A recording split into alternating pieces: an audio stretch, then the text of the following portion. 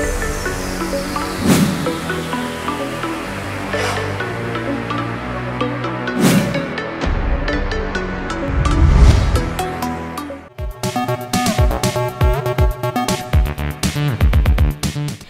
Hello welcome to best of day. మరి ఈ రోజు మన బెస్ట్ ఆఫ్ డేలో ఈ రోజుకి సంబంధించిన కొత్త విషయాలతో పాటు కొన్ని ఆసక్తికరమైన నిజాలు మరియు ఈ రోజు జరిగిన ముఖ్య సంఘటనల గురించి తెలుసుకుందాం. మరి ఎందుకు ఆలస్యం, let's start the programme.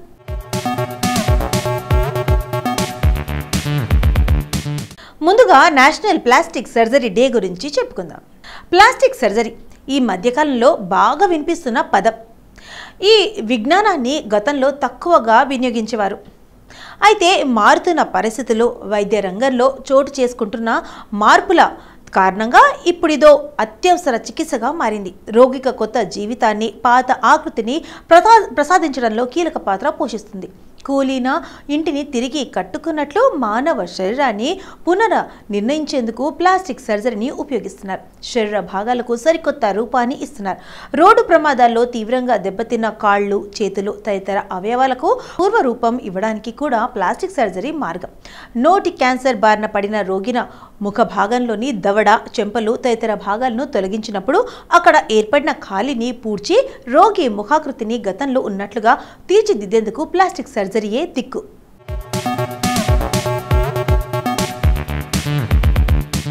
Plastic surgery రెండో ప్రపంచ యుద్ధ సమయంలో ప్రాచుర్యంలోకి వచ్చింది.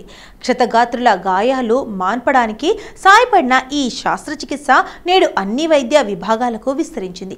రోడ్డు ప్రమాదాలు, విద్యుతాఘాతాలు సంభవించినప్పుడు చర్మం, కండరాలు, కణజాలం పూర్తిగా దెబ్బతింటాయి. దీంతో స్కిన్ గ్రాఫ్టింగ్ లేదా స్కిన్ ట్రాన్స్ప్లాంటేషన్, చర్మాన్ని అతికించడం లేదా మార్చడం చేయాల్సి ఉంటుంది.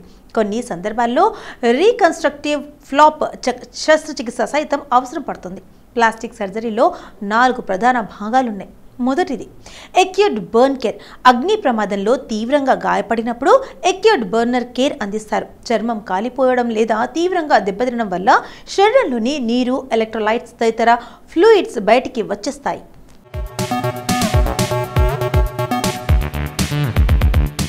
15% మించి ఫ్లూయిడ్స్ బయటికి పోతే రోగి షాక్ లేకి వెళ్ళి మృతి చెందే ప్రమాదం ఉంటుంది. అందుకే తీవ్ర గాయాల పాలైన వారికి అత్యవసరమైన బట్టి స్కిన్ ట్రాన్స్ప్లాంటేషన్, రికన్స్ట్రక్ట్స్ చేయాల్సి ఉంటుంది. రెండవది ఫేషియో మాస్కరీ ఇంజురీస్.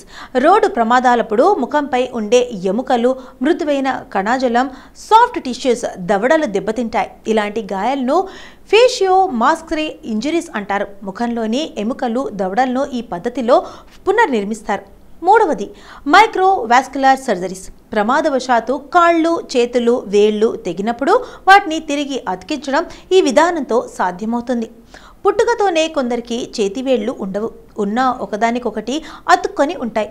ఈ సమస్యను వైద్య పరిభాషలో సినల్డిక్టీ అంటారు.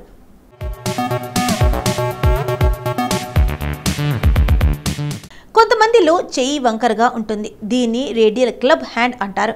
కొంతమందికైతే పుట్టుకతోనే బొట్టనవేలు ఉండదు. ఈ సమస్యను థంబ్ ఎంప్లాసీ అంటారు. ఈ సమస్య పరిష్కారంలో భాగంగా చూపుడు వేలినే బొట్టనవేలుగా మారుస్తారు. ఈ సమస్యలన్నింటికీ హ్యాండ్ అండ్ మైక్రో వాస్కులర్ పద్ధతిలో సర్జరీ చేసి లోపాన్ని సరిచేస్తారు. ఇన్ఫెక్షన్స్కు, గాయాలకు చికిత్స అందించడంతో పాటు కుణుతులను తొలగించడం, కణజాలాన్ని ఒక భాగం నుంచి తీసి గాయాల పాలైన మరో చోట అమర్చడం మైక్రోవాస్కులర్ సర్జరీ ప్రత్యేకత. అవసరమైతే శరీరంలోని ఒక భాగం నుంచి రక్త నాళాలతో సహా ఎముక, చర్మం, కండను తీసి దెబ్బతిన్న అవయవాన్ని మళ్లీ నిర్మించడం ఈ విధానం ప్రత్యేకత. నాలుగవది ఈస్థెటిక్ సర్జరీ. దీన్ని కాస్మెటిక్ సర్జరీ అని కూడా అంటారు.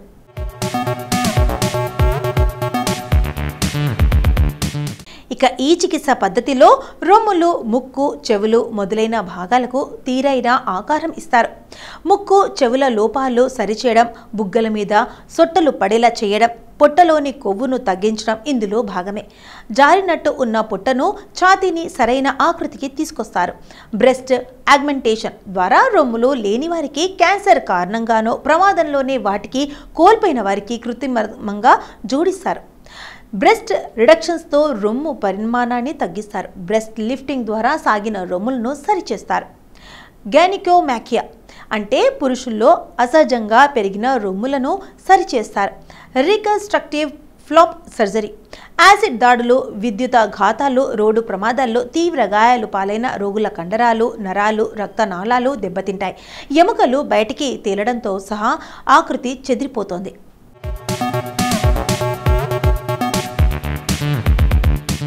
ఫ్లాప్ సర్జరీ ద్వారా ఆయా భాగాలను పునర్నిర్మించి కొత్త రూపాన్ని ఇస్తారు.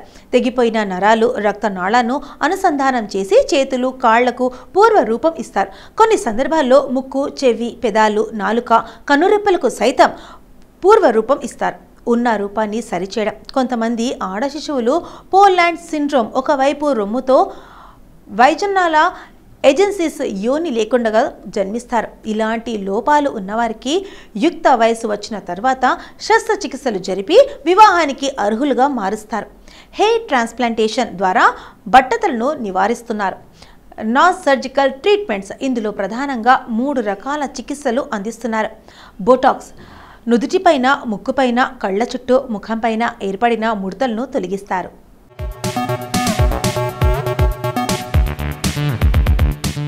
ఇప్పటి వరకు నేషనల్ ప్లాస్టిక్ సర్జరీ డే గురించి మనకు తెలియని కొన్ని ఆసక్తికరమైన నిజాలు తెలుసుకున్నాం కదా. మరి జూలై 15న ఒక్కసారి చరిత్ర పుటలోకి వెళ్ళి చూస్తే ఎంతోమంది ప్రముఖుల జననాలు జరిగాయి. మరి ఒక్కసారి చరిత్ర పుటలోకి వెళ్ళి నేడు జన్మించిన ప్రముఖులు ఎవరో తెలుసుకుందాం రండి.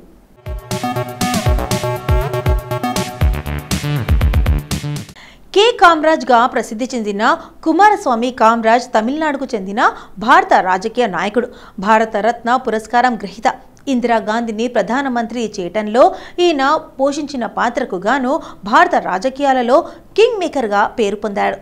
అతను రూపొందించిన మాస్టర్ ప్లాన్తో జాతీయ స్థాయిలో కాంగ్రెస్ ప్రభుత్వం అఖండ విజయంతో గెలుపొందింది. అప్పటికే అనేక లూకలతో ఉన్న జాతీయ కాంగ్రెస్ను ఒక తాటికపైకి తీసుకొచ్చిన ఇందిరాగాంధీకి అత్యంత నమ్మకస్తుడిగా ఉన్న కామరాజ్ నాడార్ గొప్ప పోరాట యోధుడు. ప్రజల నుండి వచ్చి పెద్దగా చదువుకోకున్న ప్రజల జీవితాలను చదివినాడు కామరాజ్.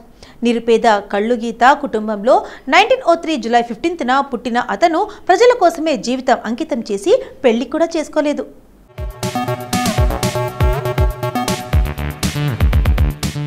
అను హసన్ ప్రముఖ తమిళ్ సినీ నటి, టీవీ వ్యాఖ్యాత. 1995న ఇందిరా సినిమాతో నటిగా తెరంగేట్రం చేసింది ఆవిడ. ఈ సినిమాకు విమర్శకుల ప్రశంసలు లభించాయి. ఈ సినిమా తర్వాత కొన్ని తమిళ సినిమాల్లో చిన్న చిన్న పాత్రలో చేస్తూ వచ్చింది ఆవిడ. తమిళ ఛానల్ విజయ్తో కాఫీ విత్ అను అనే ప్రముఖ టాక్ షోకు వ్యాఖ్యాతగా 3 సీజన్ల పాటు విజయవంతంగా నిర్వహించారు. అను హసన్ జూలై 15, 1970న తమిళనాడులో జన్మించింది. 2000లో ఆమె టీవీలో పనిచేయడం మొదలుపెట్టింది. చిత్రా బెనర్జీ దివకరుని రాసిన sister of my heart novel ఆధారంగా తమిళంలో అమ్ముళ్ళ స్నేహగీతమే అనే సీరియల్లో ఆమె మొదటిగా నటించింది.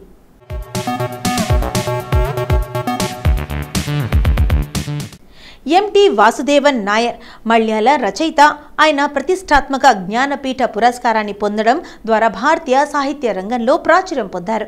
వాసుదేవన్ నాయర్ నేటి కేరళ రాష్ట్రంలోని పాల్కాడ్ జిల్లాకు చెందిన కోడల్లు గ్రామంలో 1933 జూలై 15న జన్మించారు. 1950 దశకం తొలి నాళ్ల నుంచి చిన్న కథలను వ్రాయడం ప్రారంభించిన వాసుదేవన్ నాయర్ 1958లోని నాలుకెట్టు కేరళ సంప్రదాయ గృహం, 1962లో అసురవితు రాక్షస బీజం, 1964 మంజు మంచు, 1969లో కాలం, 1984లో రాండముగం, రెండవసారి విలపయాత్ర, పతిరూవం, పలకవెలిచెవం, అర్ధరాత్రి, పగటి వెల్తురు, వారణాసి తదితర నవలను రచించారు. ఇవే కాక నాటకాలు, పరిశోధనాత్మక సాహిత్యాంశాల వ్యాసాలు, యాత్రా చరిత్రలు, ఆత్మకథకు రచనలు రాశారు.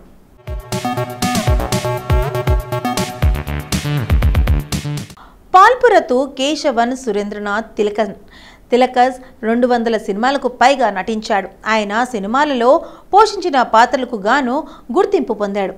ఆయన మలయాళ భాషల్లో 200కు పైగా సినిమాల్లో నటించాడు. తిలకన్ తమిళం, తెలుగు సినిమాల్లో కూడా నటించాడు.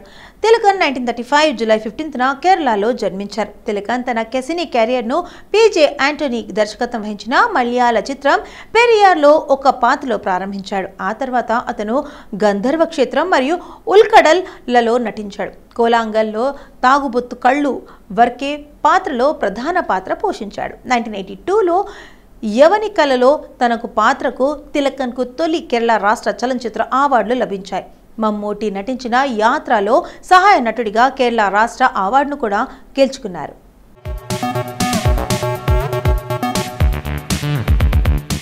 రజిషా విజిఎస్ భారతీయ సినిమా నటి, టీవీ వ్యాఖ్యాత.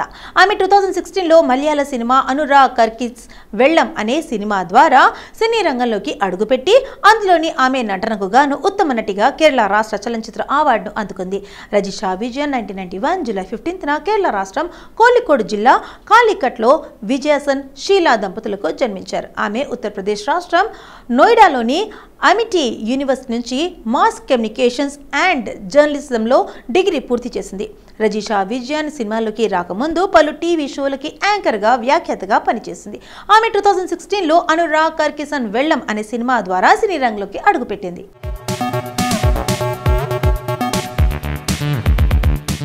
సో ఇదండి ఇవాళ మన బెస్ట్ ఆఫ్ ది. మరి ఈ రోజు మన ఎపిసోడ్లో ఈ రోజుకి సంబంధించిన కొన్ని ఆసక్తికరమైన నిజాలు తెలుసుకున్నాం కదా. రేపటి ఎపిసోడ్లో మళ్ళీ కలుద్దాం. అంటే టేక్ కేర్, బాయ్.